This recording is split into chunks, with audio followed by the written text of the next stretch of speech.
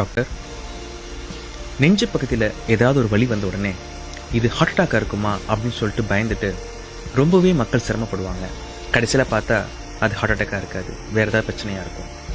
நம்ம எப்படி ஹார்ட் அட்டாக்கும் மற்ற நெஞ்சு பகுதியில் வர வலிக்கும் உள்ள வித்தியாசத்தை கண்டுபிடிக்கிறது கொஞ்சம் சொல்லுங்கள் டாக்டர். நெஞ்சு வலிக்கு பல காரணங்கள் இருக்குது. நம்ம நல்லா ஃபஸ்ட்டு நம்ம தெரிஞ்சிக்க வேண்டியது, நெஞ்சில் இதயம் மட்டும் இல்லை, இதயமும் இருக்குது, லங்ஸ் இருக்குது, மசில்ஸ் இருக்குது, நிறைய போன்ஸ். இங்கேயே ரொம்ப அசந்து வருவாங்க.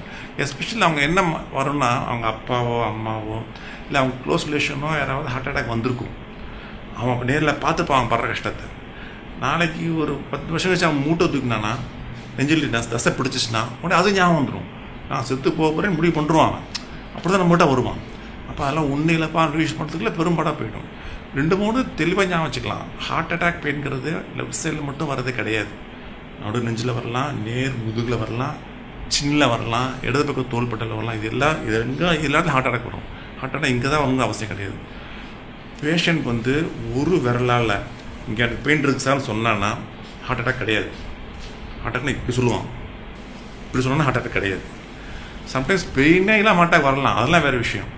நம்ம ஒவ்வொருத்தரையும் இழுத்து மூச்சு விடுறப்போ நம்ம வலியோட தன்மை மாறிச்சுன்னா அது லங்ஸ் சுற்றி உள்ள ப்ளூரா அதோட ரொட்டேஷன் தெரிஞ்சுக்கலாம்.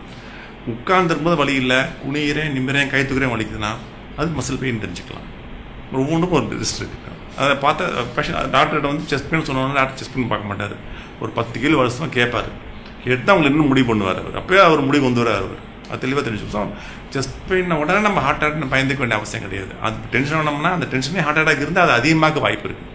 ரொம்ப பேர் செஸ்ட் பண்ண இருந்தாலும் அதை கண்டுக்காமல் இருப்பாங்க, அது வேறு விஷயம். அது அப்படி இருக்கக்கூடாது, இப்படி இருக்கக்கூடாது. நம்ம மீடியமாக நம்ம மனசை யோசித்து திங்க் பண்ணுறத விட நம்ம இருக்கணும்.